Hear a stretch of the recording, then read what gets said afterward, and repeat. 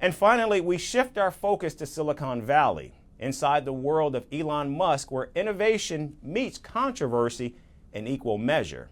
In a recent interview, the tech mogul admitted to occasionally using ketamine, which is a medication used to treat pain and depression. He admitted taking ketamine in small doses every week or so. And Musk just didn't stop at this revelation. He also defended the use of recreational drugs. As stakeholders contemplate the ethical and legal dimensions of Musk's revelations, the broader implications remain unclear. Our next report goes inside the controversial interview that's making waves. Silicon Valley, a name associated with innovation, the internet, and the world's richest tech companies. And rightly so. It's the birthplace of Google, Facebook, and Apple. But this tech heartland is also associated with drugs. It's said that Silicon Valley's fascination with drugs dates back to its birth. There have been early experiments with psychedelics. And now, drugs are a routine part of doing business. Many from the industry argue that these drugs are used as a tool to ideate, expand creative thinking, and break tech barriers.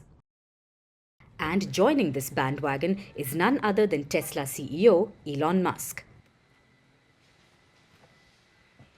Controversy's favorite child, Musk, is making headlines once again. In a recent interview, Musk seems to be promoting and justifying the use of ketamine, a substance that's more commonly associated with club scenes than boardrooms. Ketamine is a medication which is typically used in the treatment of pain and depression. Musk argues that his dalliance with ketamine is actually beneficial for Tesla. According to him, the drug helps him manage moments of negative chemical state that can sometimes creep in even without any external triggers or negative news. And during these times, he says this drug helps him get out of that zone. Musk was also quick to address concerns about its potential abuse. In the same interview, he claimed to indulge in a small amount of ketamine only once a week or so. He says he puts in a staggering 16 hours of work every day and simply can't afford to be wasted. This isn't the first time that Musk has been associated with drugs. In 2018, Elon Musk famously smoked marijuana during an episode of the Joe Rogan podcast. Then, in January this year, he was accused of using illegal drugs. According to reports, some people, including directors on the Tesla board, allegedly partake with Musk. Reports suggest that Musk's experimentation extends beyond ketamine, and the list includes LSD, cocaine, ecstasy, and psychedelic mushrooms.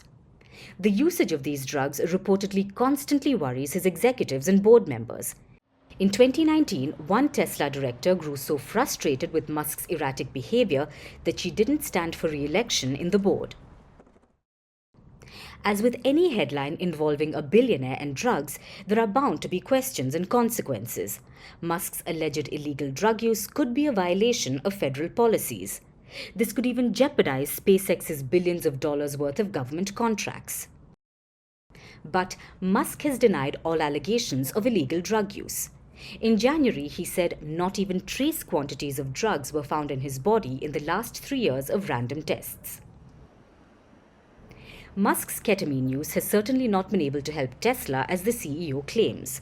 The electric car maker has been facing financial woes in recent months. In January, Tesla warned of notably lower sales growth this year. Despite its meteoric rise, Tesla fell short of analyst estimates. The estimates were of about $25.6 billion, and Tesla could only touch $25.17 billion. And let's not forget the formidable competition it faces, particularly from Chinese EV manufacturers like BYD, who seem to be zooming past Tesla in the race for market dominance even in the United States.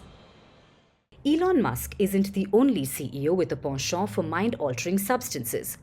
From shoe designer Steve Madden's documented struggles with drugs and alcohol, to Google's former president Sergey Brin's fondness for magic mushrooms, it seems like the high-stakes world of corporate leadership has its fair share of colorful characters.